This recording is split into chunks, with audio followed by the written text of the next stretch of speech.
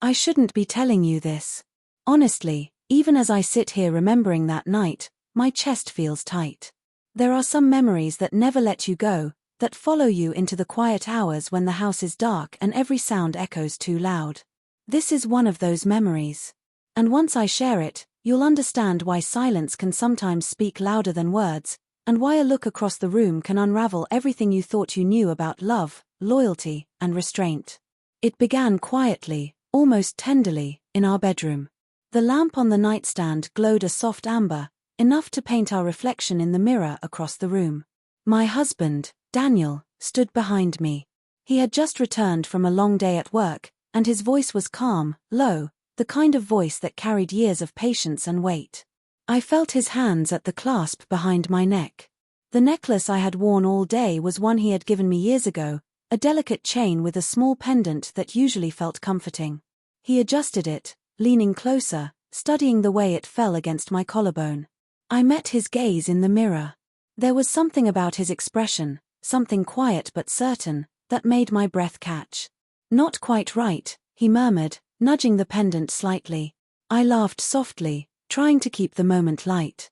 "Since when are you picky about jewelry?" Still, I unclasped it and placed it in my hand.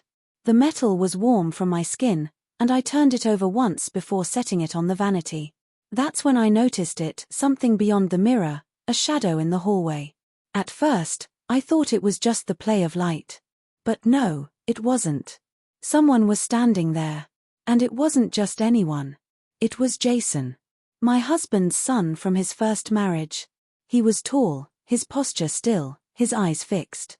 He hadn't said a word, hadn't moved. Just watching. My breath hitched, and instinct told me to turn, to demand an explanation, but before I could, Daniel leaned closer, his lips brushing my ear. "Go on," he whispered. The necklace was still in my hand, imprinting into my skin. My pulse grew louder. I looked at Jason's reflection in the mirror. He didn't look at his father. He was watching me. My husband didn't move, didn't stop, didn't send him away. Instead, he simply held my gaze in the mirror, his eyes steady, his silence an unspoken yes. And that silence, it was heavier than any words.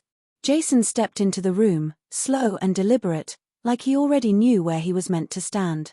He didn't rush, didn't falter. My heart was awake in my chest, but not racing, steady, aware, wide open. He reached for my hand. His fingers brushed mine, tentative at first, then firmer, as though he was learning the weight of this moment the same way I was. His thumb traced lightly across my knuckles before pausing. I should have pulled away. I didn't.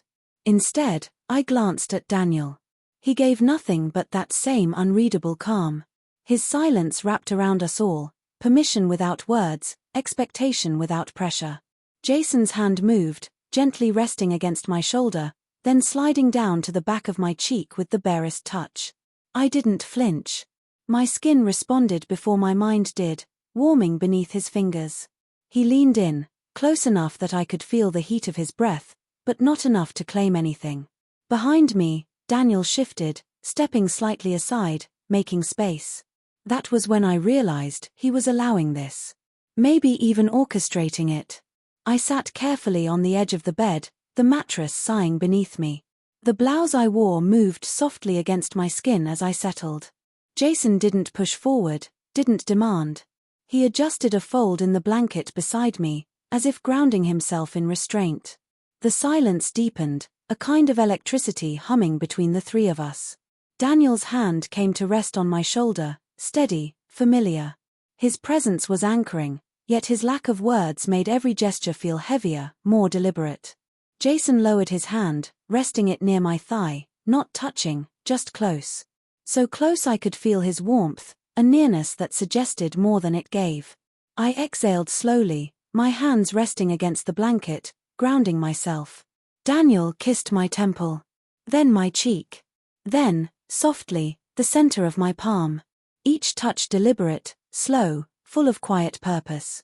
My breath caught at the intimacy of it, the way he made me feel seen and claimed even as he gave space to his son's presence. Jason remained steady, his gaze never wavering from me. His restraint was louder than any action, his patience almost unbearable. I reached out, hesitating only for a moment, then let my hand rest lightly on his shoulder. Not pulling him closer, just connecting. The air in the room thickened, as though time itself had slowed to watch us. My other hand lingered between us all, a bridge that hadn't yet chosen a side. And then I stopped moving. I let the weight of everything, the silence, the nearness, the possibility, settle around me. My chest rose and fell slowly, and my gaze drifted to Daniel. His eyes locked with mine. He didn't speak, didn't command. He didn't have to. For a moment, I almost asked. Almost broke the spell with words. But I didn't. I let the stillness stretch longer, deeper. And in that silence, I realized something. Sometimes love isn't about possession or jealousy. Sometimes it's about trust, about the power to step back and let someone else's presence change the air you breathe. Jason's hand didn't move again, but it didn't need to. His closeness, his watchful stillness, spoke volumes. My husband's silence was an anchor and a permission. And me. I sat in the center of it all, suspended between what was and what could be, caught in a moment that felt endless. So I'll ask you this: if you had been in that room, in that silence, with that closeness pressing in from both sides, would you have waited for a signal? Or would you have stepped forward on your own? Tell me in the comments. I'll be reading.